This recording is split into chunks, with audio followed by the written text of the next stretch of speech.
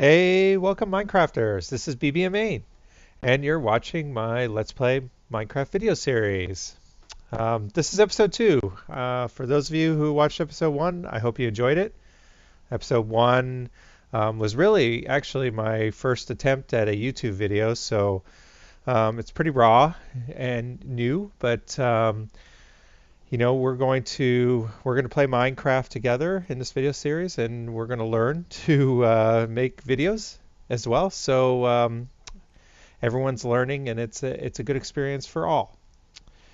In this particular episode, I mentioned at the end of episode 1 that I had a couple projects in mind, and so in this particular episode, I was thinking that two of the things we could do, or a few of the things we could do, is one, we need to address our food situation. So right now we do have some cooked pork from wandering around in the area and finding pigs to retrieve pork from. So we do have some cooked pork. But I'd like to have a more permanent solution for our food situation. So we'd like to get at least the beginnings of a farm going, at least a wheat farm. In addition, you can see now that from the caving that we've been doing that I'm level 38. So that means that we should look to set up an enchanting table. We need some better tools anyway, so an enchanting table would be great if we had one. In order to build an enchanting room, or an enchanting table and a set of bookcases for that enchanting table, we're going to need a lot of reeds. So I think we better get started on a reed farm. I have collected some reed or sugar canes from the area. And so these are the ones I found on the shore, basically wandering up that way and over there. So we have 17 sugar cane to get started, but we're going to need a lot more than that. So that's one of the projects that we're going to do in this episode. The second thing is that if you remember from our caving expedition in the first episode, we found a zombie spawner. So I'd like to go down there and set up the zombie spawner to make it useful for us. So I think zombies, can be useful to us in a couple ways. We can get experience points from zombies. We can get rare drops from zombies. So carrots and potatoes can be found from zombies, and that'll help us in our farm situation as well. And lastly, we could find infected villagers from the zombie spawner. So I think 1 in 10 zombies could be an infected villager. And so maybe in the future we can use that to cure some villagers and, use the villagers to build a town or set up a trading post. So I think that would be a lot of fun. So for all those reasons, we need to set up a zombie farm around that, and I think that zombie spawner will be a good place to start. So also, I've started this temporary hidey hole or temporary base has started to grow on me. I've begun to call it the jungle cave. So as we've been playing, the vines have been growing in here and growing down in our base area, and I think it looks like a jungle cave that you would find in Indiana Jones or Tarzan or something like that. So I'm probably going to look to expand on this design and clean it up. One of the things I want to do is see if we can find a jungle temple, and that way we can first of all explore the jungle temple, and second of all we'll be able to retrieve the jungle stone from that temple, and I think we could use that in the cave area here to make it look like the entrance of a tomb or an old ancient city or something like that. So I think that will be really neat. Let's just go down. It's pretty much how we left it before, but as I said, the vines have grown in a little bit and the trees. And I think EB501 and E and B501, I mean, have been on the server, and I think they were planting some trees, and as you can see, they're building something over there, so that's something of their own creation. But as far as around here, the vines have grown in and have made a nice little area. So let's go. So these are the results of caving after the last episode. I did some caving for a couple hours, and this is what I've got. So we're doing pretty good. We got some slime balls, not enough really to build any sticky pistons, but it's a start. I've got 15 diamonds now, so that's great. Not all of the diamonds I found were blown up by creepers, so we were successful to actually dig some diamonds up. Yay. We're doing pretty good on gold and iron, and we've got some ender balls and gunpowder and things, so we're doing pretty good. All right. I found a location that I thought would be nice for the reed farm. Right over here from our hidey hole or jungle cave, there's an area covered in vines, and down here there is a water cave. So I thought this would be a great place to put something, and for now I think we'll use it as our reed farm since it already has water in it anyway. So we're going to clean this out a little bit. We're going to come down here and do some building, and that should be great. So yeah, let's get started. All right, I noticed that my my iron pick was getting damaged, so I did take a moment to create another pick and a shovel. To do the reed farm, I always like the look. You can plant reeds on dirt, but I've always liked the look of reeds on sand. So I only have 2 sand at the moment, so one of the things we need to do is go get some sand. So I'm going to venture over to a desert area that's over that way, and I'm going to it's a large area. There is sand around here, but I don't want to ruin the look of the area by digging up all the sand and ruining it. So I'm just going to head over to the desert, and from there we can build a big quarry and just retrieve our sand from there. So I'll just go ahead and do that, and I'll see you back at the cave in a bit. All right, here we are at the desert area. It's an interesting desert area because it's actually surrounded by taiga, and it looks like Ice Hills area, which is pretty neat. Our base is actually back that way. You can kind of see the tops of the jungle trees, I believe.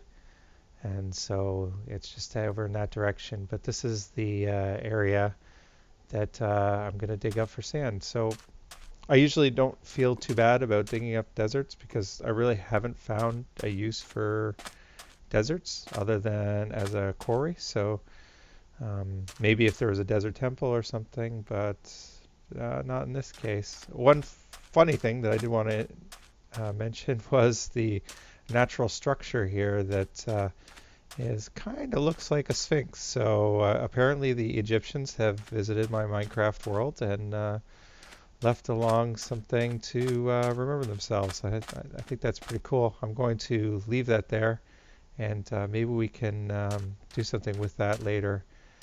I think that's a really cool structure, so a natural structure, so that's very neat. So anyway, I'm going to use this little area over here as a quarry. I think I'll dig a 16 by 16 area and use that for sand, and then eventually sandstone, and we can expand later as we need. So I'm going to go ahead and do that, and maybe I'll time lapse some of this for your viewing pleasure. See you soon.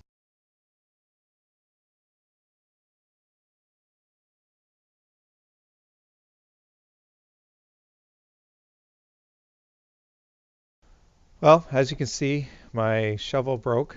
Um, I guess I should have brought more than one iron shovel. They don't last very long when you're going through sand, which is unfortunate. I was actually hoping to do 2 or 3 levels of the quarry, but I think this is enough sand to get started. We'll be able to convert a lot of this into glass and sandstone if we need. So let's use this thing to start. I'm going to head back to the base. All right, we're back at the base and we've got our sand. We slept in our bed for the night, so it's daytime. We've got enough time to build here. And let's go ahead and see what we have in our cave.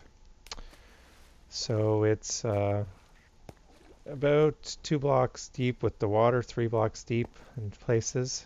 So it's a little shallow. Reeds can grow to a height of 3. So we're going to need at least a clearance of 4 blocks. Going to move this down a little bit, dig out this water, and we'll replace it. But it's kind of a cool location. We've got the vines here. We can do a natural kind of staircase coming down, and it's like a hidden reed farm. So let's put some torches in here and take a look. All right, I removed the water using the sand and removed the sand off camera, and I've just left that there for now because we'll do something with that space in a bit. I'm thinking that we'll put our row of reeds right here, and so we have 1, 2, 3, 4, 5, 6, 7, 8, 9, 10. So we need to expand maybe in both directions a little bit, or since our stairway's coming down here, let's expand that way. Let me count that again. 1, 2, 8, 9, 10. All right, so we're gonna go 6 blocks this way. I'll just go ahead and do that. Okay, I cleared out the area, and like I was saying, that we're going to do a row of 16 along here. If this is our row of water and this is a row of reeds, then we can also have a row of reeds or sugarcane on this side and a row of water. So I just need to move that wall back one more. We'll have water, sugarcane, sugarcane, water, and then 2 more rows of sugarcane, and then another row of water, and we can keep expanding that way if we want. But this right here will be a pretty big sugarcane reed farm as it is. I do need, like I said, the reeds can grow 3 blocks high, 4 naturally in a world spawn, but 3 when you're growing them. So I'd like to have 1 row of clearance on the top. So I'm going to dig this out 1 more block if my pickaxe lasts that long. So I'm going to go do that, and I'll be right back. Well, no surprise, my iron pick didn't survive, but I did clear out that row, and I did start digging the channel that we were going to put the sand. The sand is what our reed is going to rest on, so we actually need to dig out this as well. That'll be water and the rest of this, but let's go ahead and do that. All right, so that's our row channel. We're going to have 2 rows of reeds, so we're going to lay a row of sand here.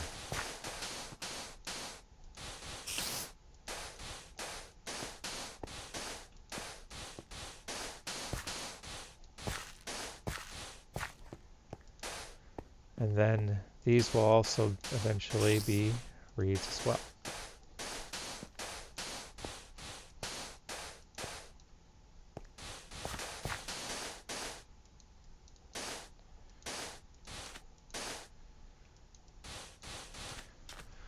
Okay, I've filled my bucket now, 2 buckets actually. Now for this design, you could use running water if you like, but I'm actually going to use source blocks in here. So in survival, in creative, you can just unfill your bucket and put source buckets in all these. But in survival, you would need many buckets to do this. So what we are going to do is use 2 buckets to create infinite water sources, and those infinite water sources will allow us to expand this whole area without emptying our buckets. So if I put a bucket of water here and a bucket of water here, it will fill in this as a source block, so then I can refill my bucket from there and put the water there and keep moving down. So I'm just going to go ahead and do that.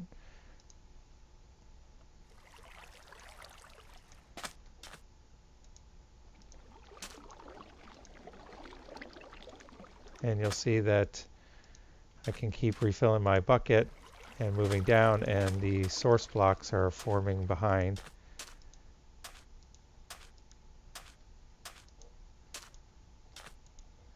And there we go, all source blocks. So that's, I think that looks nicer, and you don't get that running water sound, so that's handy.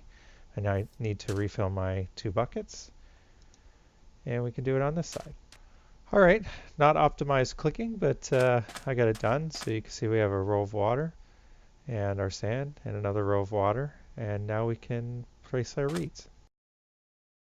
There's the start. As soon as these grow a little bit, I will come in and harvest them, and I will transplant into the other area so we get more and more reed going. Eventually we'll have this full area, and then we can let it grow. So I will see you in a bit. All right, we were AFK for a bit, and just did a little bit of exploring around the jungle cave, and we came back to the reed farm, and I've finished it off. Now we have our 4 full rows of 16 of reed, well, except for that spot. Now we have our full 4 rows of 16 reeds. It's already starting to grow in. You see the vines started to grow back, so that's very organic. I like that look. One of the advantages of having the water channels on the outside is that the torches, I forgot to mention this earlier, but the torches can inhibit the growth of the reeds. So if I had a torch here, that would block that reed from growing. So it is handy that I have these water channels on the outside. It works for how the reed grows, and then it also allows me to place the torches on the outside. Initially, I didn't really have enough light down here, so I did put these up here to provide a little more light. I think most places here where the reed is growing, it's light level 12 or 11, 10, 11, 12, so that should allow for the reeds to grow effectively. I'd like to do something a little more organic. I don't want to keep you reusing that word, but to fit with the theme of the jungle cave. So if you have any ideas on what kind of lighting system I could put in here that would fit with the cave motif, something with vines on it maybe. Glowstone might work. I don't have any glowstone yet because I haven't been in the nether, but glowstone might work. Redstone lamps might work. I'm open to suggestions. So let's let this grow for a little bit, and off to the next project, and I'll show you how this is going at the end of the episode. Okay guys, I noticed the video was getting a little long, so rather than do the build of the zombie spawner in the video, I went ahead and did it off camera, and I'm going to provide a link to a tutorial I did of a skeleton spawner farm which has a very similar build. So the skeleton spawner was in a similar situation. It was close to the bedrock, so we couldn't drop the mobs from the skeleton spawner. So we had to use a water elevator and a trench, and so same thing. So there on the other side, I believe you can see on the other side of that glass is the zombie spawner. I have a 9x9x5 chamber, which with a water stream behind it, which pushes the zombies into a trench. In the trench is a water stream which pushes the zombies to this corner, and there's a water elevator that lifts the zombies up, and a water stream that brings them across to this drop chamber. They drop down 23 blocks, and from there they are a one-hit kill without a sword. Well, 2 hits actually, one to get through their armor, their natural armor, and another to kill them, to remove that last half heart. So 2-hit kill once they fall down. So in a second, there's one. So 1, 2, there we go. Pretty simple, and we can get the XP and items from them. I also have an enchantment room that I set up from the using books that I built from the reed farm, and so that's working great. And it's a nice build. I still have some aesthetic work to do with the ceiling and the walls, but it's nice. So if you're interested in how I did it, check out the tutorial, and I'll see you back at the reed farm. So here you go. while we were working on the zombie farm, the reeds all grew into full. So the farm looks to be working perfectly. So I I almost feel this is a finished design. I'd just like to improve the lighting, maybe do some aesthetic work down here to make this nicer. The entrance more like a jungle tomb or temple or ruin. I think that would be really nice. I'm open to suggestions from the viewers, so please leave me some comments. And until next time in episode 3, goodbye.